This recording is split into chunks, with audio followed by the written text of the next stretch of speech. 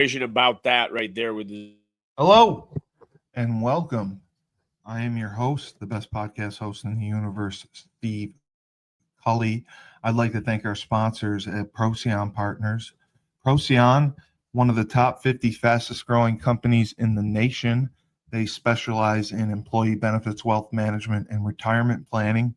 President Sean Rabinowitz, proud supporter of our podcast network and everything we do. Green Street Trust International, owned and operated by Rennell Jump and UConn legendary men's basketball player Jake Voskuhl. They specialize in tax plans for businesses large or small. They will save you money or get you a big fat return on your taxes. To schedule your free strategic tax planning session today, go to www.greenstreettrust.com. Pete Finch and the Finch Law Firm is located in Bridgeport, Connecticut. If you've suffered any type of personal injury, slip and fall, car accident, your mother-in-law ran you over with her car, your wife got angry one night and decided to stab you, the Finch Firm is for you. Pete has won legal battles all across the state of Connecticut. He will go to war to get every dollar you deserve in compensation. You just have to remember, in a pinch, call Finch or go to his website, thefinchfirm.com. Dynamic Human Performance is owned and operated by UConn legendary running back Andre Dixon. He trains boys and girls of all ages, all sports. He has a boot camp program 7 days a week, 6 a.m. You want to get in shape, you go to Andre. He has an athletic development program where he trains boys and girls in the sport of their choice from the ground up, helps them reach their full potential, be the best they can possibly be. Andre has sent boys and girls to college on scholarship for all different types of sports. To work with the best, he has a 5,000 square foot state-of-the-art facility in Hartford, Connecticut. Go to www.dynamichumanperformance.com. All right, and here we are for another episode of Broker Than You. He's right there. He's right there. We have the king of real estate in Erie, Pennsylvania. That's my crown. Mr. Laban Marsh, who has a fresh goatee. Fresh. Show off. Yeah. Yes. And less gray. The other fresh, Mr. Nedvonne Young, the entrepreneur extraordinaire, owner of FreshFold Laundry Company in Chapel Hill, North Carolina. Great to see you guys. Good to be with you. To see you, sir. Yeah, and we are going to talk about the tools that real estate investors and entrepreneurs should use and leverage to source deals, analyze opportunities, because access to information just isn't the advantage anymore. You have to know how to interpret it and apply it. So as we know, the tools don't make you wealthy. The decisions you make do. And we are separating the amateurs from the operators. So Laban, one of the tools in real estate that a lot of people rely on, and I have another follow-up question of this from something I watched yesterday, but Zillow. Is Zillow just for homeowners, or do you believe investors can find real opportunities from it? You know, Zillow is interesting in and of itself and the way it's grown over the years, because it really did start off as an information platform, basically, and they've turned into essentially its own brokerage of sorts where they have ancillaries. In fact, we use a service within our local multiple listing service. It's called Showing Time. And it's great because I just, if I want to show a house, I go in, type in the address, it's all online. Well, recently I saw it come up and said Showing Time by Zillow. It's like, bro, you bought show. So, Yep. it becomes this large conglomerate where they put their foot in the door to, wedge open the market. And now between Zillow and these large, corporations that started buying investment property because that's always been the cool thing to do. I know Trump recently, went ahead and tried to say, hey, no more corporations acquiring residential properties. And part of when I was selling mine, I took them from rentals to owner occupant properties, which I think is a good thing to do. But as far as, resources and Zillow being one of them, there was a point where I'm like, oh man, I love that these estimates are so high because one party is, absolutely like, how is this possible? And, one or the other, either the buyer's really happy because their estimate is well below market value, or it's way above it. And so if you lean too much on just data, I think that was great. And like we've talked about on boards, okay, there's all this information, but it's what's between the ears. Like, what professional do you have guiding you through utilizing these tools? Because the MLS still holds some vital information, but a lot of it is shared, with the internet and every single real estate webpage. So you still have to be the key holder to get people into a home because the information is out there. And then what does your expertise provide for clients as far as whether it's the experience, but especially staying relevant to the changes in the market. So I think obviously investors can and should use Zillow for information and things. But I think as soon as you start getting into like, help me find an agent, like we as agents then are paying for that service. And so that's where, are they just providing information, or are they trying to get your data so that they can dig further and offer different ancillary opportunities? But to answer the question, it is, worthwhile to seek out Zillow. Another thing, and we've talked about this before, when I'm doing valuations, I use the MLS, but I also use AI and just throwing out those prompts to see, hey, whether it's a certain area, and the more information you can give, the more accurate the information is going to come back to you, because it's all that data at the speed of sound, if you will. So, Fresh, what were your thoughts? I mean, I think Zillow is a great tool. Like he said, it's morphed into something bigger. I mean, it has the capability, correct me if I'm wrong, I know this would happen a while back, where it would suggest like real estate agents, right? Yeah. I don't know if they got to the point now where now the real estate agents actually work for Zillow. I don't know if it's that case. They still their own work for different brokerages, but it just suggested. Yeah, because they're paying those agents are paying a premium fee for Zillow. And on the backside, from our agent's perspective, that has changed so much. They used to provide, and we did this for a while, where we would buy some of these leads. And I will say it was a very well-run machine, because what would happen if a lead came from Zillow, our agent we would have agents within a rotation. Say there's 12 agents who wanted to handle these leads. So the lead would go out to agent 1, and if they're in a meeting or don't answer their phone, it's going to agent number 2 right now.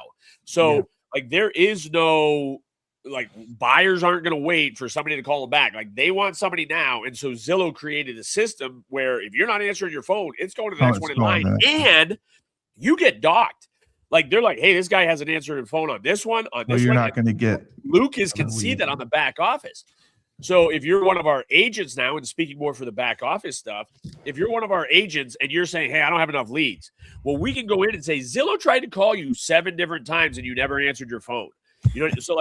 So as far as, and sometimes all that oversight can overwhelm you from even getting the job done if you're just trying to see who's making mistakes or whatever else. So it is a useful tool, but it just keeps growing and growing, both the capacity of what it can do, but also the pitfalls. If you're an agent trying to use them and you're not on top of your game, you will start getting left behind, which, again, from Zillow's perspective, they don't want to mess around with agents that aren't going to get the deal done. So, and that's just that part of it. So Zillow actually has other tools. So they deal with they have I'm looking at, they have Zillow, where it's real estate. I'm just looking at the apps. These are just apps you can put on your phone. Right. So you got the regular Zillow real estate and rentals. Then you have Zillow rentals, which is just rentals. And then you have a Zillow rental manager. So it can manage, it has a platform that can help you as a landlord and property management. It has, systems in place that you can manage rentals, right? Probably you can accept payments. You probably all of these things you could do that usually an app like this would be able to do. So you can list it, you can communicate with people, you can do all these things. A bunch of different applications. So yep, I'm looking at it, collect payments, draw up leases. What they're doing does right for you.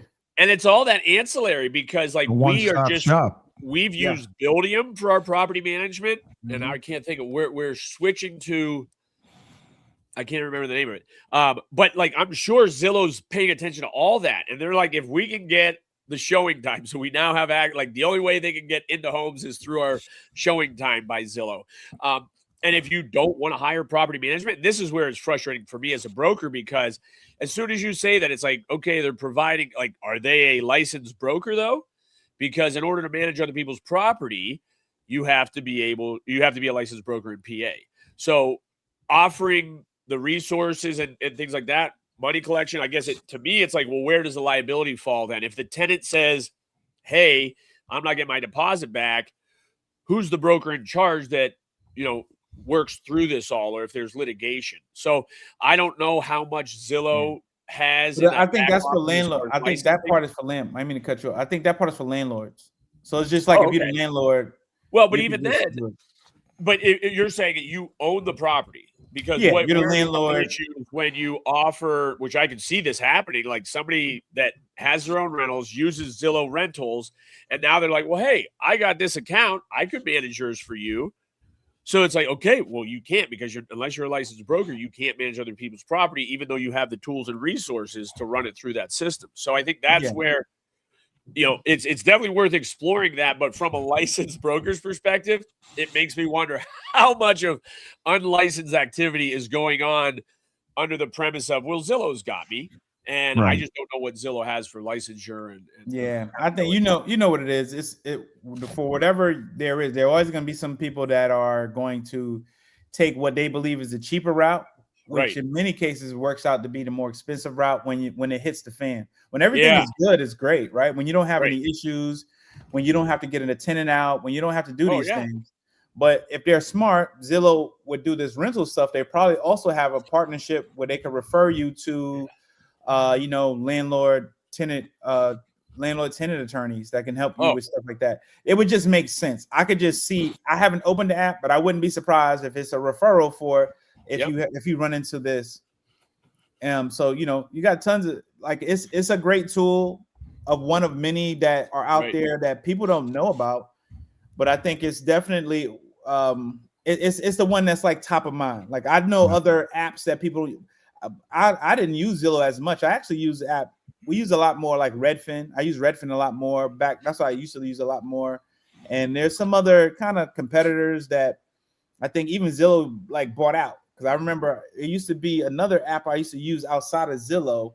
I think it was something, but I think Zillow brought them out, or who else is buying out a lot of apps, but on the commercial side is the same one that does homes. It's the one that's like homes.com, but it's homes.com. Oh, yes. But it's the one that does the commercial stuff because it has the same symbol.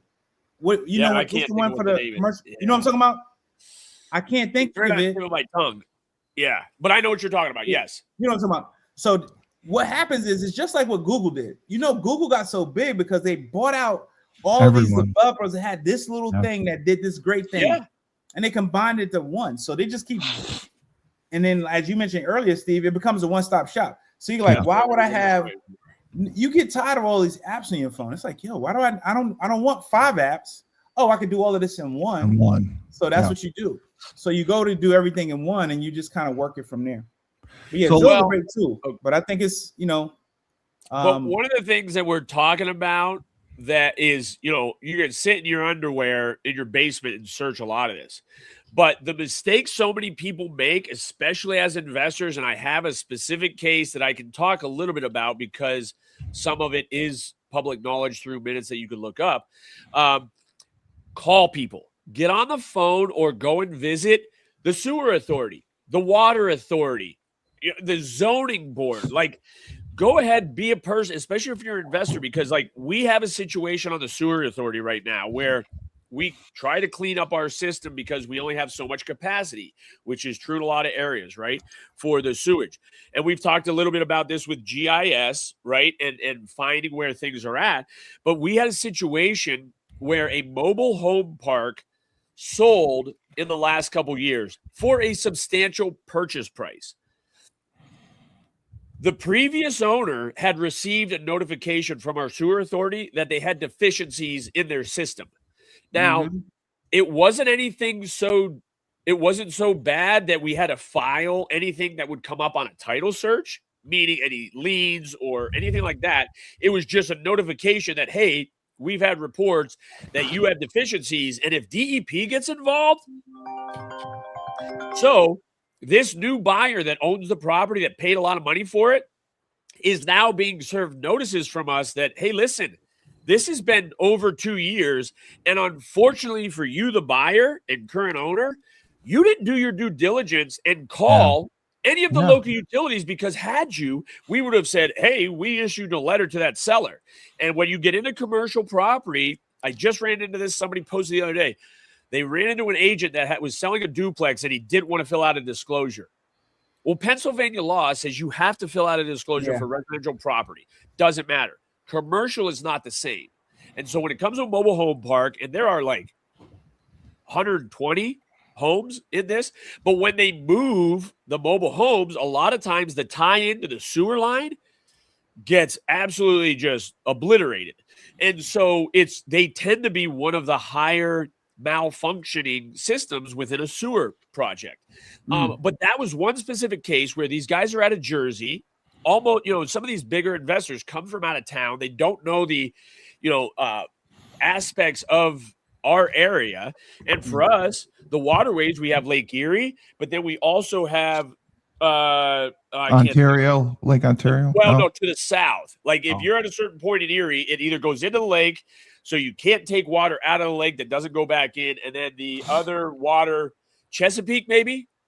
It might be the Chesapeake. So either way, like these are important things, because if your sewer becomes an issue, it is downstream to Lake Erie, you wonder why they shut down Beach 6 for E. coli, because you have, malfunctioning systems. And so as an investor, you could use, the MLS, you could use the internet, you could use AI, but please make a phone call if you're out of town, but even better, go in and talk to the executive director of the sewer authority, of the water authority, of the zoning, and talk to them and tell them what you're planning on doing, and just say, are there any red flags?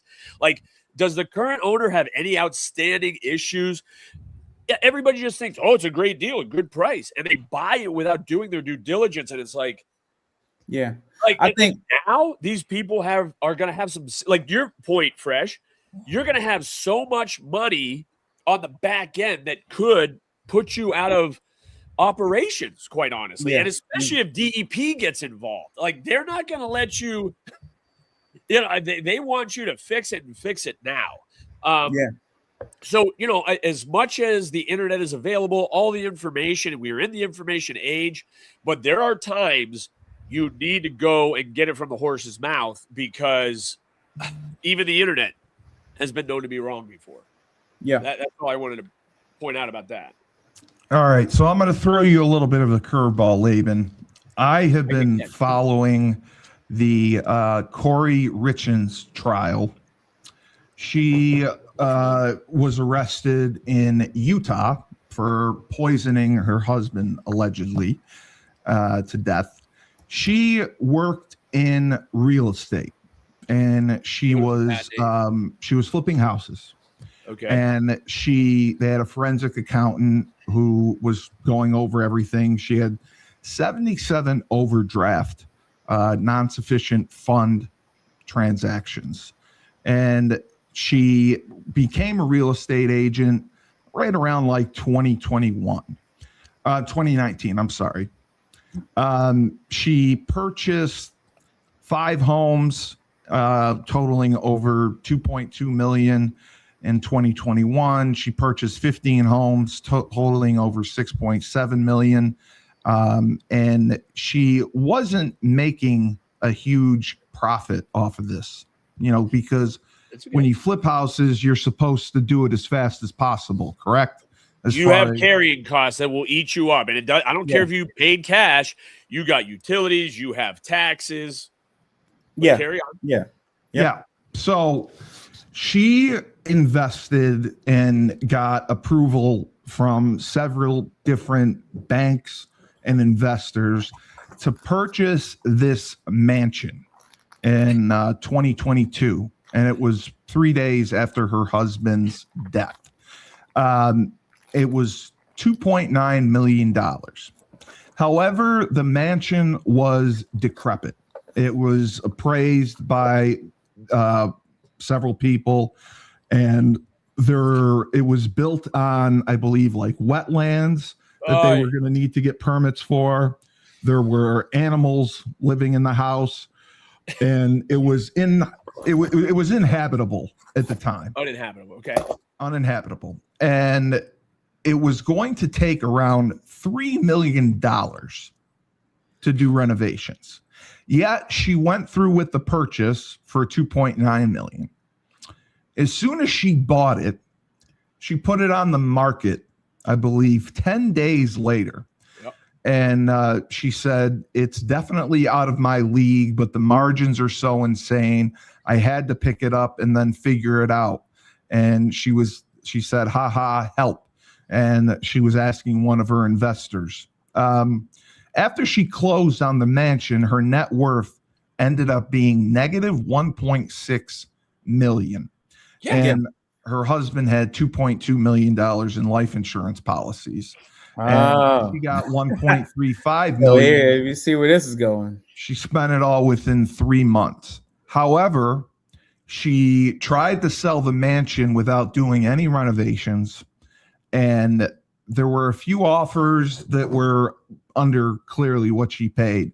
And she was unable to sell it, and it ended up being foreclosed on.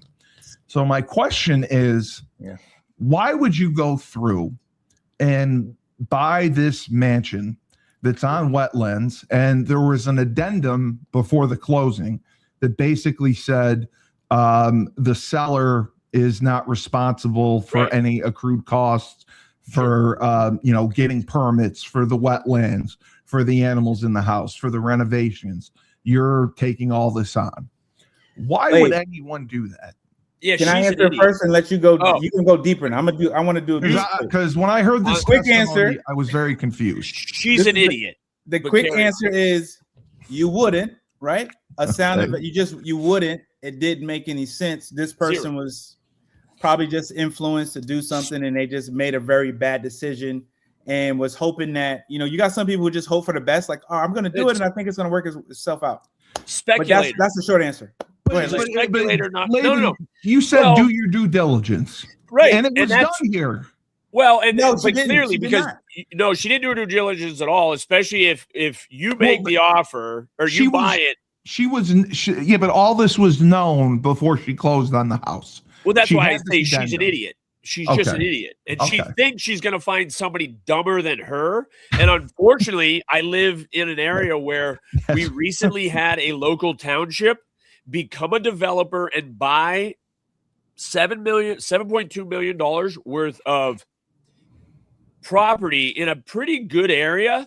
But then they immediately spent money to raise the properties. Like, they were privately owned properties that once they acquired, they came off the tax roll. And then once they demolished the homes or the buildings, now they have land that they think they can develop.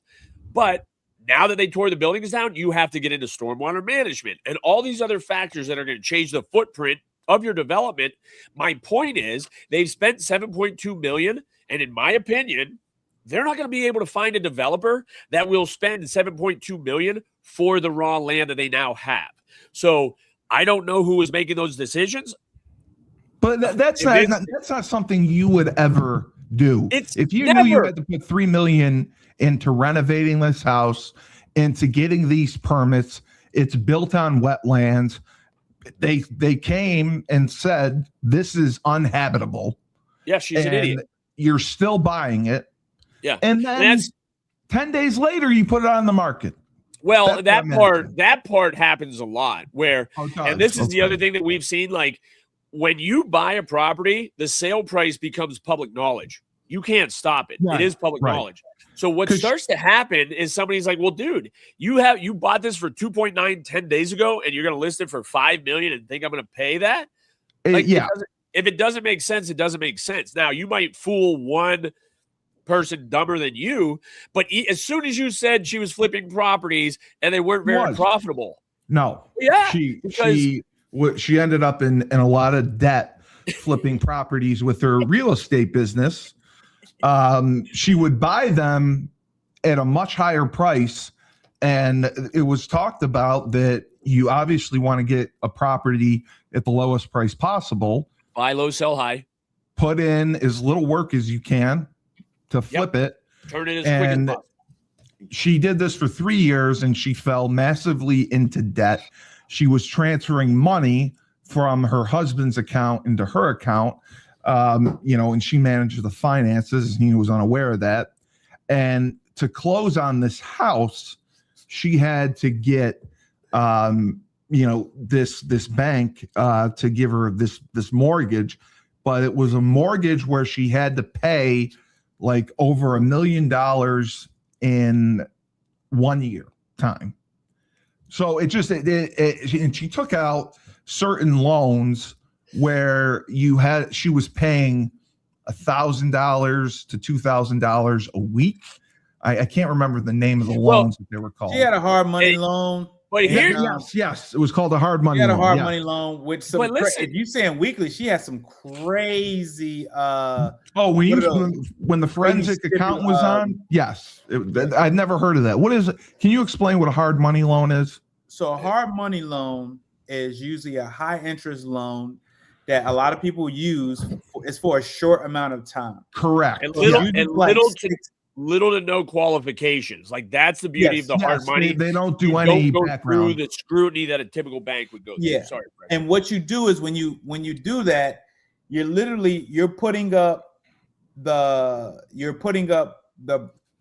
your money. You're putting up the property, and you're paying a high interest rate. The goal of using them is like you get quick access to capital. Correct. You can get in and out of a deal quickly, provided that you can. Usually the goal is to get everything improved, and something I'll mention. You want to get something. You want to buy distressed. That's usually what the goal is. You want to buy distressed, and if you want to kind of be cheesy, sell success, right? So that means after you rehabbed it, it's a successful rehab. It looks nice. You want to sell that. But what happens is, and what probably happened with her, she got the loan. It was for 6 to 9 months. And once you get past that threshold, let's just say the loan, it's like, I'll tell you, it was six. She took one for $60,000 and she would have to pay back 87. Yeah, that was one of them. Well, it would be 87 if she got past the 6 months. Right. Or past the whatever time frame. Because usually pay whatever the rate is. Let's just say the rate it's like 7 when plus I saw 3 it was points, amazing. Yeah. Or something like that, right? If it's 7 plus 3 points, so you're playing 10. And then if it goes 6 months, then it goes higher. Then it goes to like 15. It goes crazy. Okay. Right. So then that's how the numbers, it snowballs. But the goal is like, okay, I'm going to be able to, you anticipate, okay, my rehab should take me 4 months. So I got 2 months cushion. And then, then I should be able to rehab out. I should be able to refinance out. And normally you start the refinance process. And that was the word they used, rehab. She didn't. So she didn't do or she was unable, or she tried to, and she was unable to. Correct. So she got screwed because she was at least uninformed, didn't have good partners, or she was the lead and had the least knowledge and was just blowing people money. And that's what happened. So what happens is collateral, like anything else, the real estate became the collateral. So the person would say, okay, I'm going to if you don't pay me the money back, I'm just going to basically foreclose on you, just like the bank. As long as you file. I'm going to use the property. I'm going to sell it, or I'll rehab it myself, do it the right way and do it. Normally, hard money people, they have some knowledge about what they're giving you the money for. That's another strategy that you can use to make money.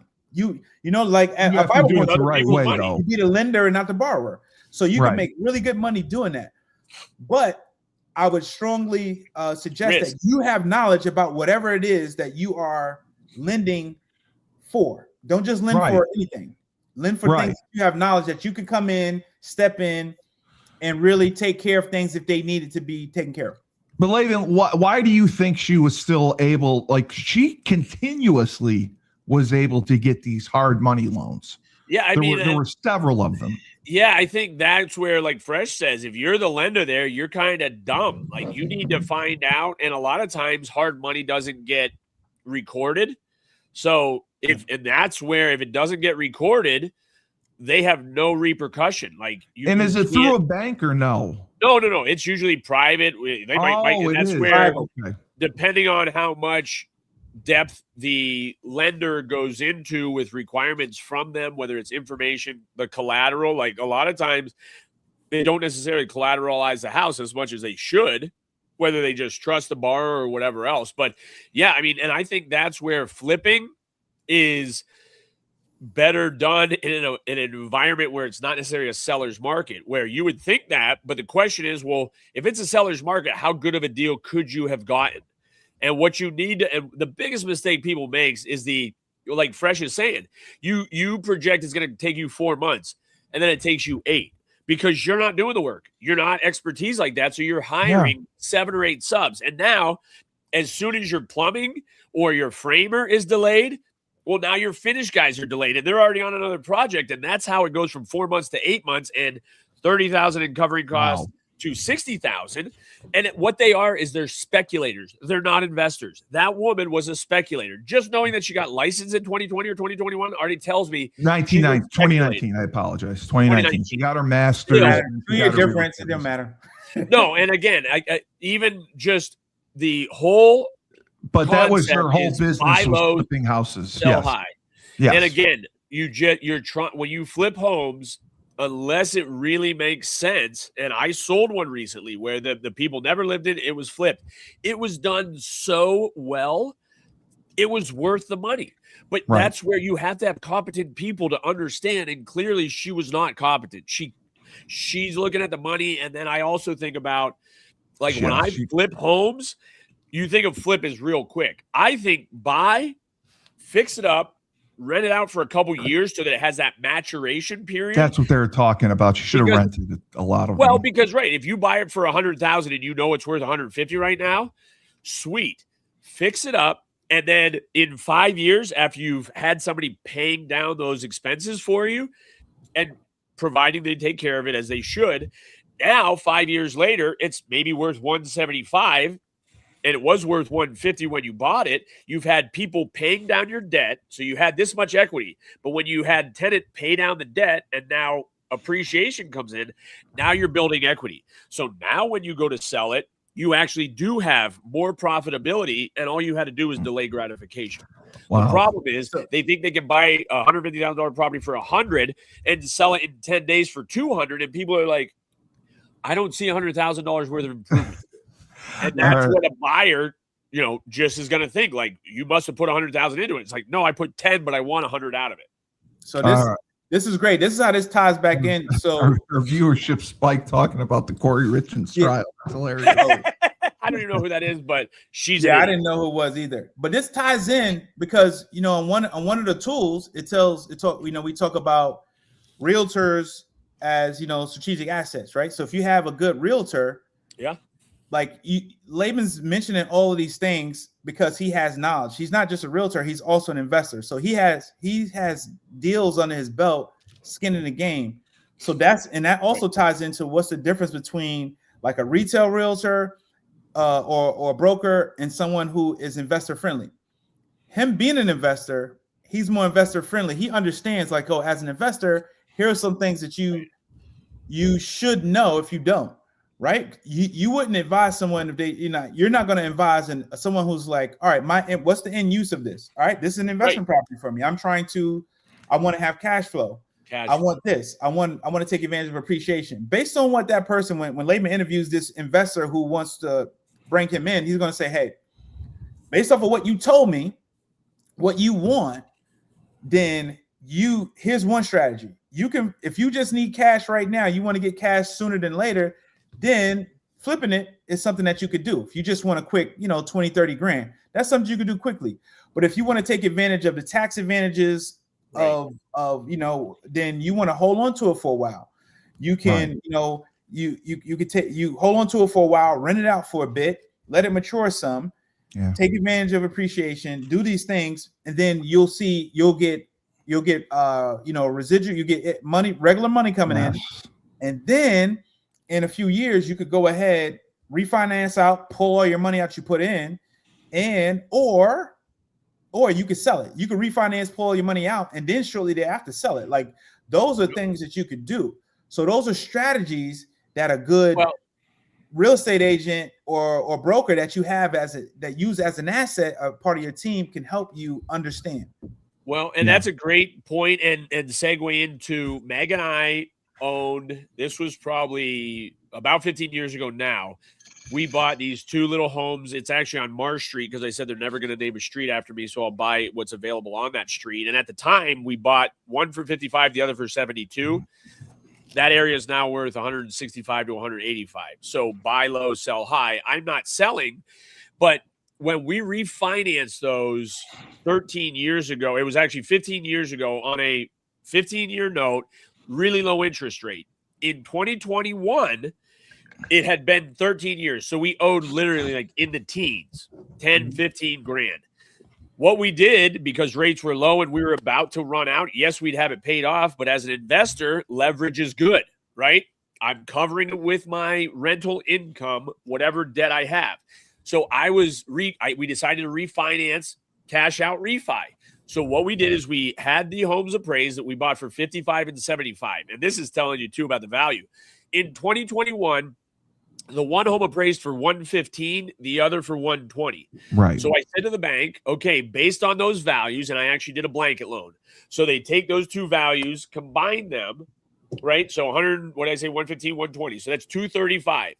And what they did is they said, okay, I will give you, as the bank, we will give you up to 80% loan to value. So 235 times 80%, they would give me a loan for 188,000. Now, mind you, 200 grand. That's right. Great. But listen, so we owed 10 on the one, 18 on the other. So that's 28 grand. So when the bank appraised them for 115 and 120, they said, okay, we'll give you a loan for 188. And of that 188 loan, 28 of it had to pay the existing two loans. Okay. So we refinanced. It's a 4.5 interest rate right now. And we started a new loan at 188,000. Today, those homes that appraised for 115 and 120 in 2021, they're 200? Both worth 165 to 180. That loan that we created in 2021 is now, it's about to adjust because it's a 5-year adjustable rate. Fresh, I still think of you every time I say commercial loss rate. So we probably owe, that was 6 years ago, we probably owe like 135, 140 on both homes now. And mind you, the payment is $1,400 a month and my rent is $2,250 for both of them. But do this, Lay. So do this, and I don't even know. I don't remember us talking about this. And I'm assuming you did this. Speak to how you took that 180 and made more money with it. All right, give me 1 second. Let me play the sponsored video. Cliffhanger here. Down south, we have Julius Williams, Jordan Harris, and the rest of the team of the Trench Mob. They train offensive and defensive linemen. They compete in 5v5 tournaments and college showcase camps all across the country. They have sent kids to schools like Florida, Florida State, Miami, Clemson, Tennessee, Georgia, Alabama, just to name a few. They have sent the highest percentage of kids who work with them to Division I schools on scholarship. To work with the best, go to trenchmobfootball.com. Nedvonne Young runs the FreshFold Laundry Company in Chapel Hill, North Carolina, a high-end laundry service. You book online, put your laundry out in a clear plastic bag. They pick it up, wash, dry, and fold it for you in 48 hours. They also offer an expedited service if you need that as well. They have an online subscription model, weekly or bi-weekly, where you can get your laundry done that way. They offer deals for college students. So if you want your laundry done, you can do it in your own dorm. They have a pickup and now a delivery service. So you can have your laundry done without leaving the comfort of your own home or dorm room. To sign up, go to their website, my-freshfold.com. Got it. All right. Listen, I had to keep telling myself too to remind where we were at. But yeah, you got that down fresh there, Collie. So yeah, speak to it. Tell them how you made. Speaking of fresh, listen, dude, this is you're pulling off the Band-Aid, bro. So what my wife and I did, and that was actually May of 22, is when we refinanced. And the reason, unfortunately, I know that is we basically earmarked that. I said, I've been investing for 15 years, delaying gratification, not taking a penny from it. But since it's tax-free, right? It's my equity. I don't owe Uncle Sam anything from this. Let's do an addition to our house. Oh, that's the cliffhanger. Oh, yeah. I remember you talking about this part. So we start the addition September of 22. I use $123,000 of it to get the project started, because if you understand appraisals, if I show an appraiser drawings, and this is what we're going to do, they could be like my wife, that they got to see it. They got to physically walk through it. So I said, hey, we just came into some money. Let's start our addition on this money. Okay. So I fronted that renovation, $123,000. And then as we get going, I ended up getting fleeced a substantial amount from said contractor. And honestly and sadly, we were boys. He knew about what we were doing and why we were doing it. And he literally just looked at it like, bank is open. And that's where I went wrong. I lacked my due diligence because I leaned on a friend as a contractor. And so I'm not saying we lost it all. We have, an addition done, but it cost a friendship and over six figures. And well, I mean, is that something where you could have used the court system? And yeah, I could have, but you can't. You know what I mean? What do you get out of a turnip? You know what I mean? Yeah, so I think that's where. But here's the thing that I want to point out, and my brother Levi pointed it out because I've always said it. Like, we refinanced cash flowing assets to put it into a liability, because if what you are buying or putting your money in doesn't put money in your pocket, it is a liability. Your personal residence is a liability. Unless you live in a duplex or a triplex or a fourplex and somebody else is paying you, your personal residence, whether you have a loan or not, is a liability per the terms of Robert Kiyosaki, because if it isn't putting money in your pocket, it is a liability. And that, to me, is what I live by economics-wise. So it might be considered an asset, and you might have a bunch of equity. But if it does not cash flow, you actually have a liability. So I took a cash flowing asset, and we still have the two homes. We rent them out. They cash flow. They make sense. The debt service of the new loan is being covered by the cash flowing asset, whereas my addition accommodated us for the needs of our family. And I wish it would not have gone as sideways as it did. But Fresh, thank you for ripping open that wound that we just discussed last week. But that was it. Like, I'm like, hey, I've waited 15 years. We now have a need for our personal residence to expand. We leveraged our investments to do that in a very educational way, still own them. It's a great way to go. But I also did liquidate some of my others just because the rates or whatever else. So as an investor, instead of a speculator, you don't know what the future holds, but I knew I could see the writing on the wall. as the market were going. And that's like the Marsh Street homes are going to keep going up in value. So I knew to hold on to those. They cash flow real well, never have trouble finding a tenant. And so when I looked at liquidating some of my portfolio, what's the problem child? What gives you the most issues? What causes the most expenses? Like what needs the most improvement? And you have to be evaluating that. And I got to the point with all I was doing, the 8 different entities and, 50 plus doors. I'm like, I don't have much clarity because I have so many irons in the fire. And that's where my business coaches really helped me to refine that. But I'm glad I went at it like a banshee for the first 20 years and bought up as much stuff as I could. You did, yes. But when you do that, dude, you have to be careful because if you're not properly managing it, it can eat you alive. Like, what's her name?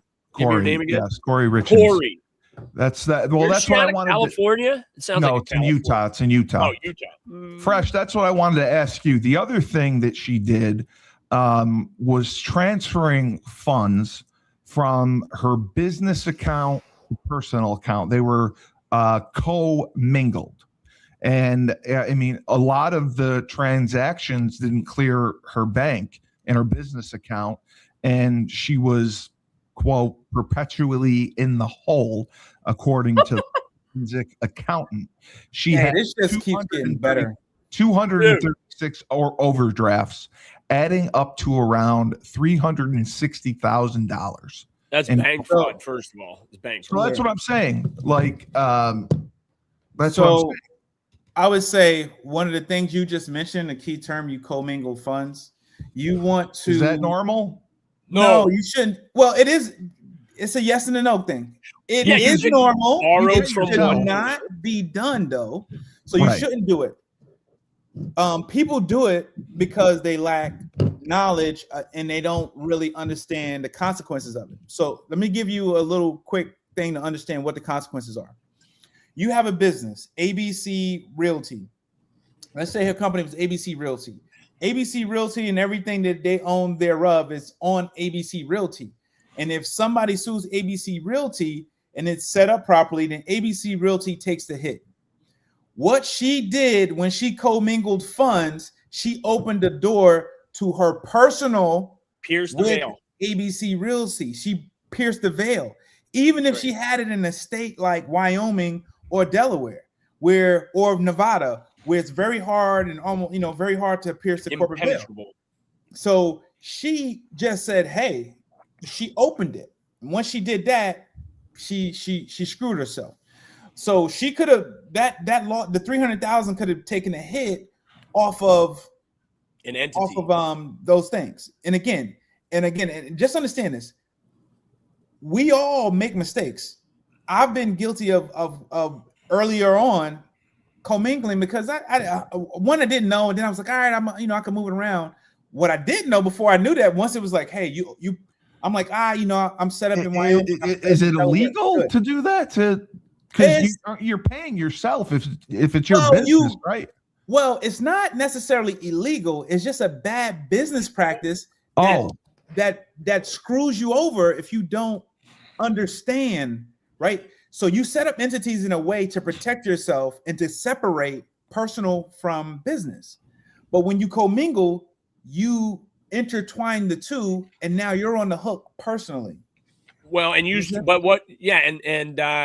Steve, it made me think you're gonna get flagged again for saying something like that because commingling is not good. And if you're ever in with it, like no, you don't want to ever mention it. But what you can but what you can do is you can personally make a capital contribution to the entity, right? Yes. If the entity is a little bit thin, you can say, hey, I'm boosting the account with a $20,000 capital contribution. And the reason you want to do that is, and I don't want to get into accounting. My accountant has been texting me because we're filing different stuff now.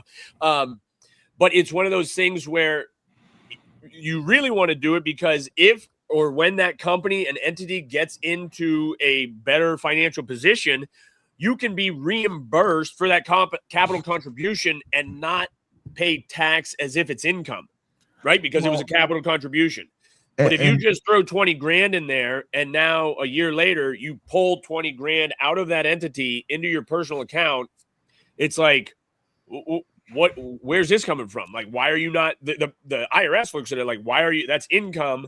Why are you not paying tax on that? Well, this is the other question I wanted to ask you, because she misrepresented on her tax returns about the amount of money that her business was making. But she represented it as substantially higher when she was in debt. And the attorney, the attorney's question. She did tax fraud. I mean, she did tax fraud. She was trying to get more money back on a return. Well, no, that's what they were saying. They were saying that if you report yourself as being successful and making more money, you're going to pay more in taxes. Where if she had reported the reality and less money, she would have gotten tax breaks. She wouldn't have had to pay taxes. Not necessarily. My question is, why would you want to inflate what you're making as a business? I can answer that. So the reason why someone would want to inflate, because if you're doing certain things in a business, the way that a business owner works is not different from a W-2, like a 1099 or opposed to a W-2 is. You get paid all the money first, you pay the taxes later. And you pay taxes on the difference between like minus your expenses, your business expenses and things of that nature. So let's just say if they, but it's on you to report that. You report that yourself. You report, yes, I made this. You report it, but you also want to support what you report. So if she says she made 300 grand and then she made 300 grand and then she say she had 200,000 worth of expenses, then she's only taxed on 100, right? Right. But so that's why you would do that. Now, I don't know if you're telling me that she reported that she made, and I don't know any account. She must have did her own taxes. I don't know any accountant. She reported that she made like around $500,000, and the lawyers were questioning. Her own attorneys were asking the forensic accountant, why would someone in debt or someone who isn't making as much want to report a higher income? Because you're going to be in a higher tax bracket. That's what didn't make sense. The forensic only if qualifications. That's only if she did not that's only if her expenses were low or similar to like someone who was a W-2. So like if she only paid, if her expenses and stuff were only 15%, then it doesn't make sense. It didn't make sense. It wasn't reality. Now, so again, as a business owner, I'm trying to make sure I got the most expenses as possible. Like what all my expenses are, they go in first, and then I'm taxed on whatever's left. So that's how you do it. Because what happened was they're trying to say that she showed that she was profitable because then she was able to take out the following year. She took out more than $1 million. And that's another reason too. So you see that parlay, I think, which I don't understand. She put the higher number so that when they say, "Can I see your tax returns?" It shows, I make 500,000. So they have certain metrics of, okay, you make $500,000 a year, we can give you a loan up to X amount based on your taxes.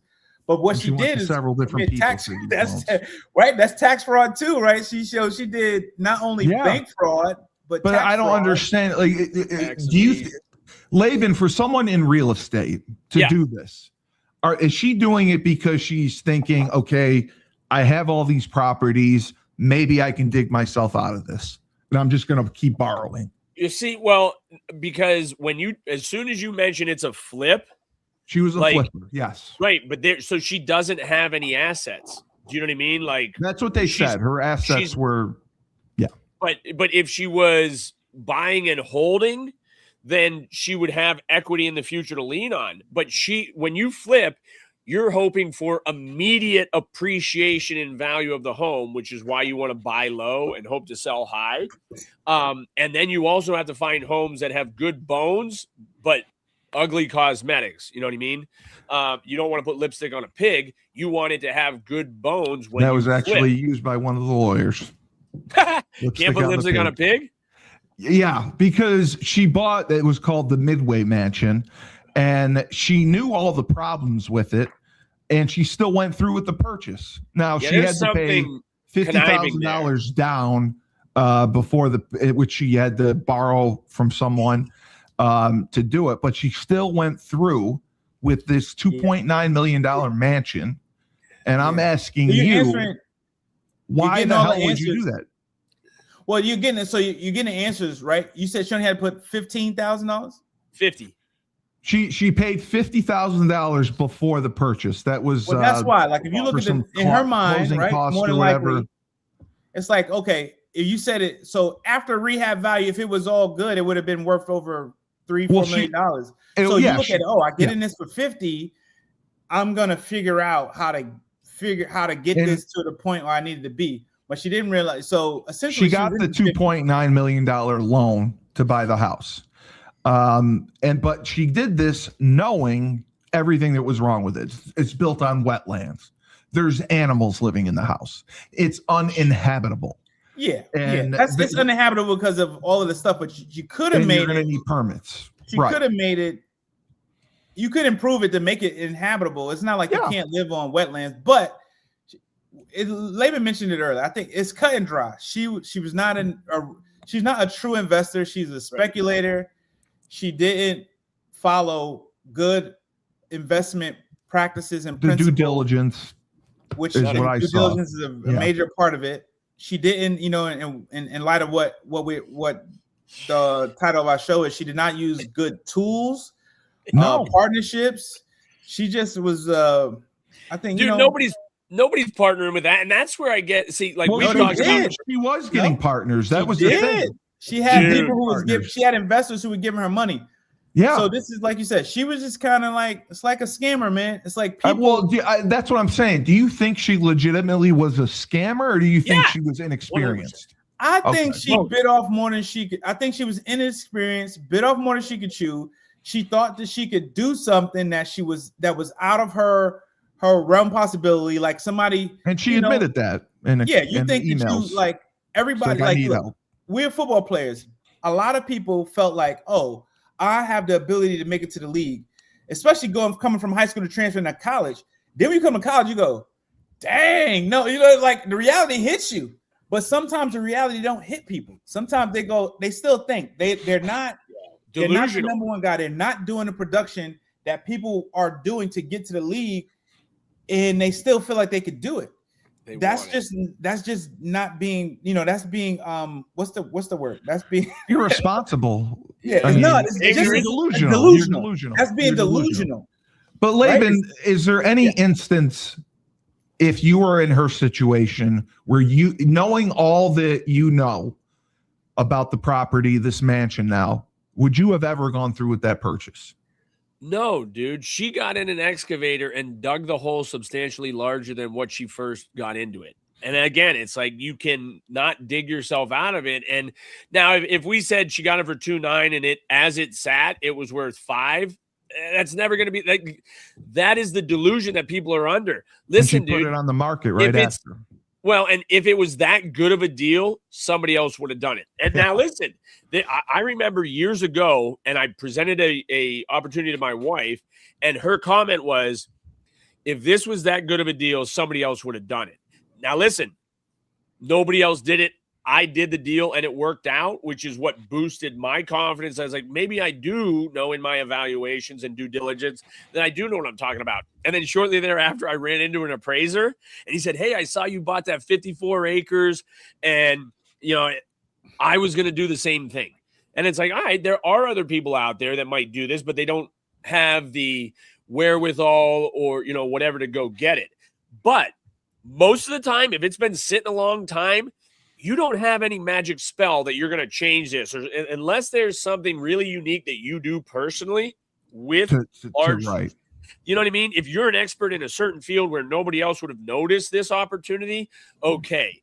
But like, I still want to know more. How long was it on the market? You know what I mean? Like, did it come down at all? Was it bank? There's just so many things that go into it. But as soon as you say she was flipping property, I get worried about people in a seller's market or in a shifting market. Because if you're in a seller's market, shifting to a buyer's market like we essentially are in, if you buy it for too high because it's a seller's market, and now the market shifts and you can't sell it for even what you have into it. Like, that's where, honestly, and I've seen this with investors that try to flip, and I'm telling you, the best solution is find a tenant to absorb the majority, if not all of that cost, and then just wait a little while and pray that there is, future appreciation. But honestly, I think that's the thing is, she's an idiot for trying to sell it without doing the actual work to position it more valuable. I mean, so many things gave wrong up on with her it. Yeah. Well, And she should have given up before she started is the problem. it happened several times too, where she flipped houses and she'd end up $28 in the hole after flipping it. She'd end up $50,000 in the hole after flipping it. So she clearly wasn't good at doing it. No, she just kept buying property. Yes, kept digging herself. And then it's a lot of like these contractors that rob Peter to pay Paul. They're like, well, I can finish this job that I misbid if I get a deposit from the next one, and then I'll finish this job and go do and that's kind of what happened to my contractor. He was doing a flip himself, saw that I was a bank available. So, and this is the other thing. If you hire a contractor, ask them what jobs they're on right now. Because if I would have had any inkling that he might steal from me, like I knew he was in the middle of a flip.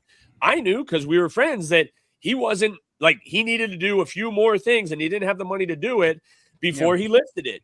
So then he used some of my money to finish his flip. And then what happens?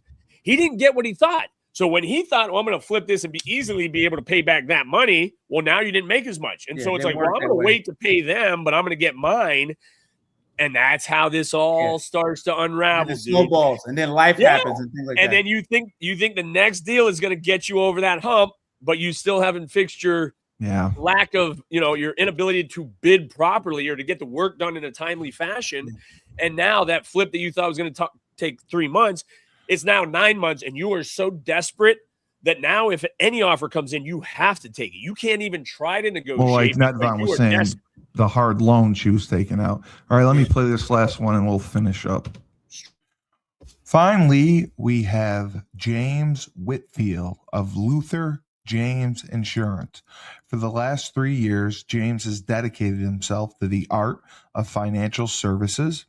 He specializes in life insurance and insurance policies. He will save you money, make you a boatload of money, and do so tax-free. He also specializes in retirement planning because we know the stress that goes into thinking about retirement. How much am I going to need? For how long? Do we have enough? Because fear of the unknown is real. To contact James, go to www.lutherjamesinsurance.com. All right. So she basically did this because she wanted to obtain financial independence. So in both your guys' opinion, Nedvonne, I know you got to bounce. She was doing this because she wanted financial independence so she could get a divorce. But she kept falling deeper and deeper and deeper in the hole, and she just kept trying to dig herself out, you believe, and ended up making it worse? Or do you think that she really was trying to perpetuate fraud?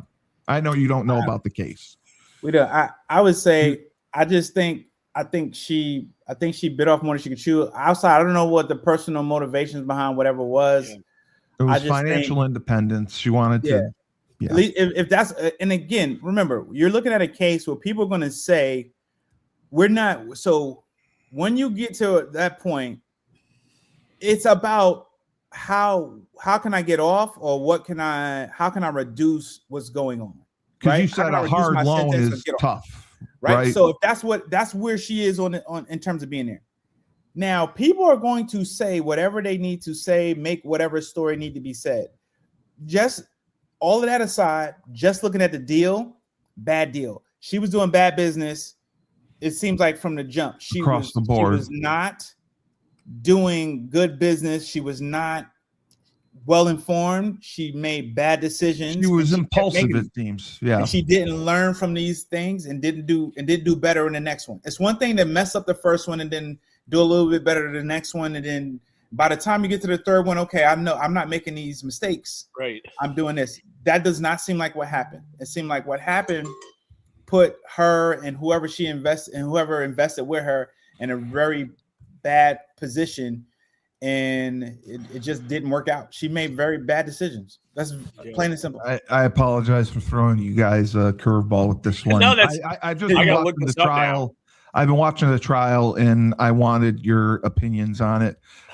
Laban, I'll just give you the last word. She wanted financial independence so she could eventually get a divorce. Her husband was successful. He had a masonry business, and she signed a prenuptial agreement. So she got into real estate. She got her master's, started flipping houses. But from the start, after you look at the accounting, it seems like it was a disaster. She was commingling the business and personal accounts. She was overdrafting. Any final thoughts? Yeah, and so I think because I love one of the best things about real estate is the ability to leverage. Yeah. And then you, just like anything else, you get these people who think it's the golden ticket. I got to roll though. All right, brother. Be well, right. Fresh. They think they have this golden ticket, and they can never put it all together to make it work out, whether it's the greed or just the speculation that the next one will get better. Because so often it's like, hey, get another job. Like what other, when we talk about like side hustles or other ways to generate revenue, like she should have rented out some of these properties. There's so many things you could have done. And it's like, did she have a full-time job and do this on the side? It sounds like this was her full-time job. Yeah. And so what happens is, yes, real estate is leverageable. It's just crazy to me because even our bank is, scrutinizes everything we do. So I never understand how these people, and if they're on hard money, they're in line. I've never even heard of that. Yeah. Hard money loan would be, and it's not something the bank does, right? No. And in fact, like the property we just sold, right, on Bondi, the refinance kicked in, or not the refinance, sorry, the rate change happened in January. But when we first bought it, it was a bank repossession for $140,000. We bought it, put about $10,000 in to fix up the most important items that needed it. And then we went to the bank and said, hey, we'd like to take 80% of the value. What would this appraise for? And in our head, I'm like, this would be worth at least 180, and so real quick, let me go to my calculator. If I said, I think it's worth 180,000 times 0.8 is 144. Now, if my hard money loan, and a lot of times hard money loan is going to be interest only, right? So I owe 140,000 at 10%, so I can make that payment. But as soon as I refinance it, as long as it's worth 180, I can get a loan for 144, pay off my hard money, still have $4,000 in the bank. But what happened okay, but listen, and that's where Fresh is saying, if that happens and in 2 months I can get out of the hard money and now I go to a traditional bank at even 6%. But what happened was I needed it to appraise for 180. Well, it appraised for 160. So now I can only get 128, which means I can't pay back my hard money. I can pay back 128, but I'm still going to owe him 12. And to Fresh's point, if I still owe him 12,000 and it's now month 6, 8, 9, or 12, you're paying maybe 20% instead of the 10% you agreed to because you couldn't pay off the whole amount in that short period of time. Right. So that is where hard money is okay. If without a shadow of a doubt, the value will come in where you need it to. Is it something you've ever used? I did. Yeah. We used it with my father-in-law. Oh, you did. Okay. So yeah, and that's what happened. We borrowed 140,000, which was the entire purchase price, with the idea that, okay, it's all I'm leveraging 140,000. We'll put 10 of ours in to fix it up. And even as a real estate professional, I'm like, this area, it's in Mill Creek. This should be worth at least 180 like tomorrow after all the renovations are done. And at the time, a appraiser needs comparable data. The market was trash at the time. So the comparable data it made sense that it was only worth 140,000. Even if we bought it for 140 and put 10 in, it was still only worth 140 based on comparable data. So now I can't refinance out of the hard money because my value isn't where I speculated that it would be. So we rode that 10% interest only for another year, I think. A year later, the home finally was worth more. And so we refinanced it at the time, took the money from the bank, paid off the hard money, and now I'm in a more reasonable interest rate. And I have a tenant moving in who's paying down my debt service. So hard money can work. It just there's a lot of speculation that goes into it. And if at any point that hard money, who is not a traditional bank, let's say something happens and they tell you, hey, I'll give you a hard money loan for 12 months. Now at 6 months, something happens, terrible accident. They now need that money. And they're like, hey, dude, it's hard. I need this money now. They call it back like a bank might. Well, if they can't go to a bank with good with good credit score and everything else, the bank might not loan them this hard money. And now the hard money, depending on what they filed, they can come after you for that entire amount right now, not 6 months later or 2 years later. So there's a lot of risk when you borrow money from anywhere. The difference from hard money is that you don't go through the scrutiny that a bank puts you through. Yes. There's no background checks or anything. Yeah. Right. But there's a local guy who rents or he lends hard money to a lot of like the rental association, apartment association. And he will go, like, he wants to see the property you're buying. He will physically go to look at the property, and you tell him how much money you want, and he has enough expertise in the area to say, okay, that makes sense. If you can buy it at that price and you plan to put that much in, I agree that it'll be worth enough where we can both get our money back. But most banks or most hard money lenders, maybe they don't go, or they're not in that area, so they don't physically go to the property. And now you have somebody telling them what it's worth. They, as the hard money lender, don't do their due diligence, and now the people get the money and will never pay that hard money back. And now, yes, like Fresh said, they might have a note against that property and they can get that, but even that is a legal process that can take a while. She just kept going deeper and deeper and deeper by doing it. And a lot of times what it takes is hitting rock bottom and losing absolutely everything. Well, you should have declared bankruptcy eventually. And I don't even, there's certain times where on the that makes more sense. Yeah. And that's where, again, the challenge with bankruptcy, depending on if it's 7 or 11, I think are the two, or 13 and 11. Chapter 11 and 7. Yeah. Is it 7 or 13? Anyway. I think, it depends on business or personal. Yeah. Yeah. So, and one of those, it'll stay with you for like 7 or 8 years, and you won't be able to acquire anything, which is catastrophic for a real estate agent. Oh, and I mean, for anybody, you can't. You just, So, it's really about doing your due diligence, being honest with people, and honestly being honest with yourself. Because you could tell she was just trying to convince herself this would work out, and then she's going to get the next one that'll recover that. Right. She just did not seek proper advisors, like the Proverbs say. Yeah.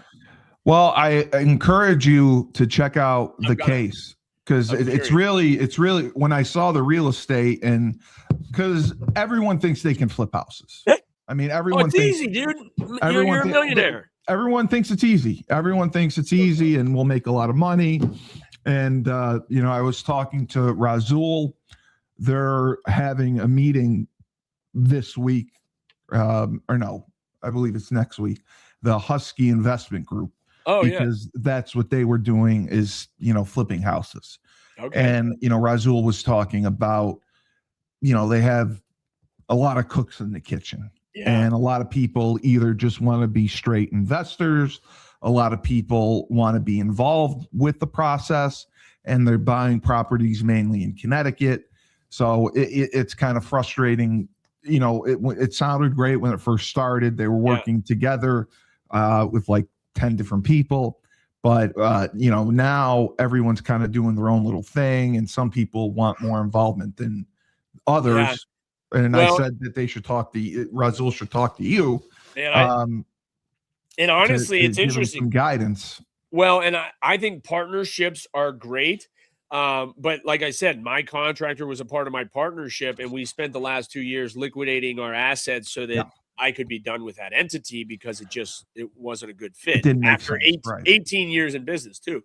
And I think that's what starts to happen is when we first started that entity, there were 5 guys. I was the only licensed broker. Right. When we finished everything out, 3 of us were licensed agents, and the 4th partner's wife was an agent. So of the 5 of us, So 4 you all had were licensed agents within the business. And part of it was because it's like, well, if Laban could do it, he's not real smart. Anybody must be able to. right. At least that's what I So thought. they all wanted to be involved. Yeah. And I think that's where, investment does require proper delegation. And I think if you just work at it from numbers and titles versus names and personalities, it's a lot easier. It's like, this is what needs done. Who's going to go do it? And what's the form of compensation for doing that? So that's where it's like, we brought on a contractor because it's like, hey, okay, here's the thing. You are 1/5 of this entity. So if we need a new roof, you're going to bid the roof job. And if it's $15,000, $3,000 comes from you, right, from each of us. And so we're trusting that you're bidding the job as you would to any other client, a repeat customer especially. And if you're saying it would usually cost 18, but you're going to charge us 15 because we are him, and that you're 20% of that portion, then it's very easy. Like, you're going to get paid 15 grand. And of that 15, 3 of it's yours. So we're going to write you a check for 12 to your roofing company. You don't have to contribute the 3. The 3 is coming from the 4 of us. So it's still math, right? And again, let's say if that contractor who's a business partner says, you know what, I don't have time to do that roof. Like, I'm doing too many more profitable things. It's like, okay, then we might have to pay $16,000 or call it $18,000 for this guy. But now you're going to contribute X amount because that's your portion as a partnership, whatever reflects your percentage of ownership. So you can make businesses work within friendships, but as soon as it's like, hey, I'm driving to every single showing and I'm not being compensated, but we would, be if an agent did this for us, they'd be charging us $50 each showing. So, and that's when you start to get resentment and bitterness because I'm doing all the work and they're making all the money. Yeah. I mean, it happens in every single business, which is why you want to communicate. You might hurt feelings, but it's like, is it wrong? Is what I'm saying wrong, or do I justify feeling this way based on operations? And so there are going to be tough conversations, but as long as, you know what I mean, these are trustworthy people and the numbers make sense, it can work. But if you've got a contractor saying it's 15 and it only costs him 12, you know what I mean? Like, you can skew numbers of course pretty you can. easily and make people feel pretty good about what you're doing. So, well, check out the case. I will. Corey with a K, Kouri. Kouri.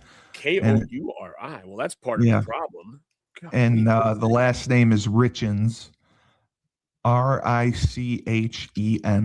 She's on trial right now for. I wonder if Richens is that a past text or past poisoning your husband? No, I'm just saying, like, she was rich, but now she's Richens. Like, she ain't got any of it. No, I mean she did get the life insurance policy, but that's a whole. Which she blew. Yeah, which great. She blew. Yes. Blew it. Not on renovating the house either. See, and that's the other thing, right? That's the other thing because when one of my former partners was out and started crying wolf, he was still acquiring property and doing so, complaining about not having money, but then you had money, just reallocated in a way that you knew was dumb, but that was your decision, and you gotta sleep in the bed. If you see it, it's amazing how she spent the insurance money within like 6 months, $1.3 million. All right, so and nothing productive. Nothing productive. They wouldn't spend it on something that makes more money from them. I can't remember. I gotta go back and look. But check it out. Laban Marsh, King of Real Estate, Erie, Pennsylvania. Hey, and real quick before you sign off, I just want to say just a quick to our brothers of Yukon, major sympathy to our good friend CJ Hessel and his family and the challenges right now. He's a brother that, just took the wrong route from our perspective, and I'm praying for him and his family and all who have been affected by that tragedy. I mean, that dude lit up a room. He man. So just keep them in your thoughts and prayers. Yeah, we will. He was one of a kind. The big personality, charismatic, and it's a tough loss for everyone. Yeah. So just remember, life gives you lemons. Don't make lemonade. Take 2 oranges, throw them back at life.